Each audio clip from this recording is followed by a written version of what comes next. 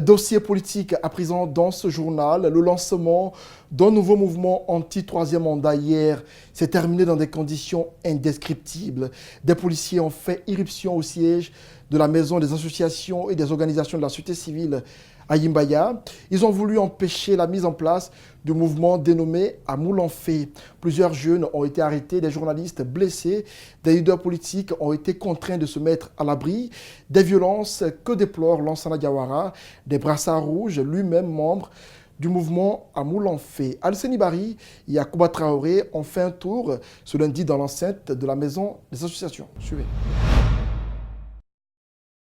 Ce lundi matin, le calme règne à la maison des associations après les violences du dimanche.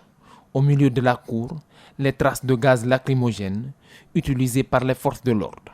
Dans un coin, Lansana Diawara des brassards rouges. C'est après le lancement du mouvement à Moulanfé pour défendre la Constitution avec Baouri, Aliouba, Badrakoni que la police a fait sa descente. Il y a eu près de 5 jeunes qui ont été arrêtés. Encore, nous avons malheureusement connu une dizaine de blessés au sein, dans l'enceinte même de notre organisation, dans une course fermée. Il faut préciser que cela ne se tenait pas dans un espace public, pas dans un terrain, encore moins à un lieu public où il fallait forcément demander une autorisation pour le tenir. Une descente qui n'ébranle pas Lansana Diawara. Il déplore ces violences, mais aussi les propos du président de la République et ceux du ministre de la Culture, Bantamasso, appelant aux affrontements et à traquer tous ceux qui ne défendent pas la nouvelle constitution. À l'allure des choses, le président Condé est en train de passer de Mandela à Bokassa. Donc sa réputation auquel il s'est réclamé pendant près de 40 ans de lutte démocratique dans notre pays pour l'instauration de la démocratie, il risque de s'envoler. Et cela pourrait être non seulement risqué et fatal pour lui, mais également pour le peuple de Guinée, mais également pour son système. Une fois que cela est accepté, qu'il y ait tripatouillage de notre constitution, ça devient un mauvais précédent pour les régimes qui vont succéder, ils vont tenter la même chose. Cet activiste invite à plus de responsabilité. Lansana Diawara rassure que leur avocat est en train de tout mettre en œuvre pour libérer les jeunes arrêtés. Il n'exclut pas d'autres manifestations le moment venu. Des structures scolaires et universitaires viennent grossir les rangs des mouvements de soutien au parti au pouvoir. Leurs représentants se disent disposés à accompagner le changement de constitution annoncé. Ils demandent juste que des moyens soient mis à leur disposition pour qu'ils battent campagne en faveur d'une nouvelle constitution. Mamadou Sadio Baldé a parcouru les images d'Ibrahima Souri Kamara.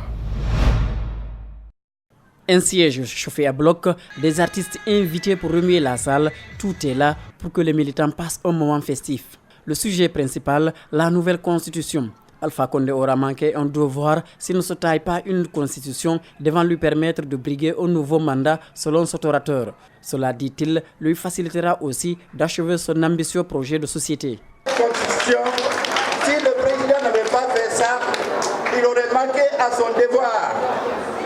Il faut qu'il dote la Guinée d'une nouvelle constitution pour pouvoir terminer son œuvre qu'il a commencée.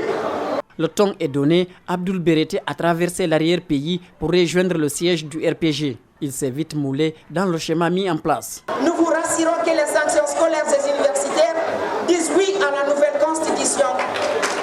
Car nous serons les ambassadeurs pour sensibiliser nos parents dans les préfectures, sous-préfectures et villages sur la nécessité de ce texte, de ce nouveau texte. Ces élèves militants sont engagés. À présent, le président doit mettre les moyens à leur disposition pour qu'ils partent à l'assaut de nouveaux adhérents.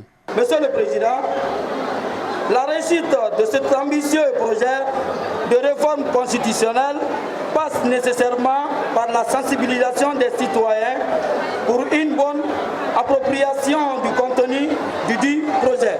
Il a fallu que des professeurs, aussi militants convaincus, aient réussi à organiser les élèves. Ils n'ont pas été oubliés par les structures scolaires qui baignent désormais dans le navire des couleurs jaunes. Il s'agit entre autres, Monsieur Madou Traoré,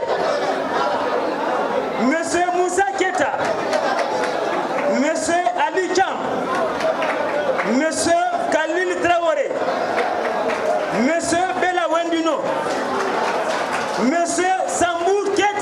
des anciens ou actuels ministres de la République sont présents.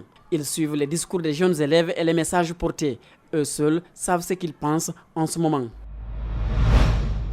Dans le même registre, le mouvement des déçus et des frustrés de Guinée adhère au FNDC. Les membres de ce nouveau mouvement, autrefois militants du parti au pouvoir, ont invité les membres du CNT, Conseil national de la transition, notamment Rabiatou Serra Diallo, à défendre la Constitution. Ils ont également fustigé le parjure que s'apprête à faire le président de la République en proposant une nouvelle Constitution en Guinée. C'était au cours d'une conférence de presse à Kipé. Alseni Bari, Yacouba Traoré. C'est cet homme qui est le président du mouvement des Dessus et frustré. En compagnie des membres du Front National pour la défense de la Constitution, il est venu officiellement s'engager aux côtés de cette structure. Comme argument, il déplore les propos visant à renier la Constitution actuelle et invite les fers de lance qui ont procédé à l'élaboration de la Constitution en 2010 à monter au créneau. Rabiatou Serra, les membres du RPG et de la société civile, tous sont appelés à soutenir le front. Depuis Hadja Rabiatou jusqu'au dernier membre du CNT, il devait se lever comme un seul homme pour défendre cette constitution. On ne peut pas les traîner de la boue de cette façon-là. Ils représentaient bien le peuple de Guinée. Et dans tous les secteurs d'activité, ils ont été désignés. Pour lui, changer la constitution serait un parjure pour le président de la République qui a été élu et a juré sur son respect. Nous entendons dire ces derniers temps quelques turiféraires du président qu'il a le droit de proposer une nouvelle constitution. Certes, mais si c'est la constitution-là qui lui confère ce droit, cette même constitution interdit au président de la République alors de changer certains articles sur lesquels nous sommes convenus qu'il ne faut pas, ils sont intangibles, qu'on ne peut pas les changer. Si c'est par rapport à la souveraineté qu'il tire de la constitution guinéenne, et cette constitution sur la base de laquelle il a été élu, alors qu'il ne respecte pas seulement des articles qui l'arrangent, et fouler aux pieds les articles qui ne l'arrangent pas. Thierno Oumar Kamara va plus loin. Le 10 août 2010, où Alpha Condé, avant d'être président, avait pris un engagement pour le respect de cette constitution. Voilà le protocole d'alliance politique que nous avons signé avec le président Alpha Condé. Voilà sa signature et la mienne. Et ça, c'est signé depuis, qu'est-ce que vous voyez là? 10 août 2010. Le 10 août 2010. Nous sommes convenus avec le président Alpha Condé de ne pas changer la constitution. Il était d'accord. Le FNDC, fortement mobilisé, a salué cette adhésion et réitère sa ferme détermination dans la lutte pour la défense de la Constitution. Santé à présent, les fibromes utérins sont des tumeurs non cancéreuses situées sur la paroi de l'utérus de façon isolée ou en groupe. Elles se présentent souvent chez les femmes africaines. Ils sont à l'origine des complications chez les femmes enceintes. Notre équipe de reportage a rencontré une mère vivant avec cette maladie. Elle vient de mettre des triplés au monde. Suivez le reportage de Mariam Fodé Camara et d'Ali Ouba. 19 ans après sa première grossesse, cette jeune dame vient de faire des triplés. Une grossesse de 10 mois avec des complications qu'elle a dû gérer au quotidien. Elle porte des fibromes. Le début, j'ai commencé à saigner. J'ai saigné.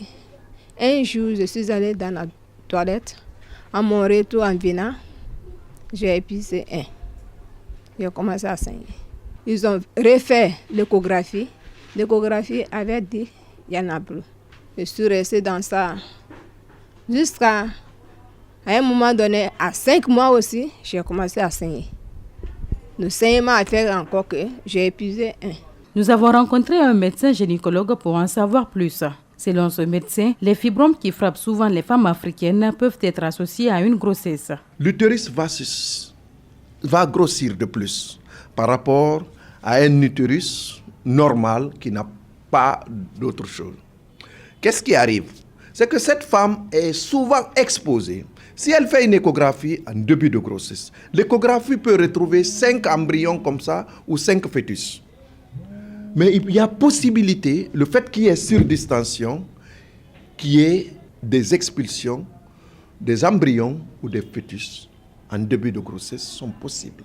Le médecin invite ses pairs à ne pas toucher aux fibromes lors des accouchements qui ont des conséquences hémorragiques parfois mortelles. Au cours de l'accouchement, la plupart des femmes qui ont des fibromyoses, si c'est découvert à temps, les médecins indiquent des césariennes.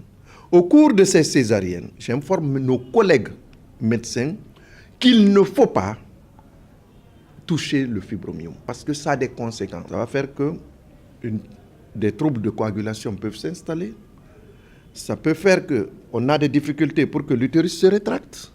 Et si la prise en charge ne suit pas immédiatement, peut aboutir parfois à des interventions. Il faut enlever l'utérus carrément pour sauver la femme. Malgré les traitements suivis après l'accouchement, Mariam et l'un des triplés n'ont toujours pas recouvré leur santé.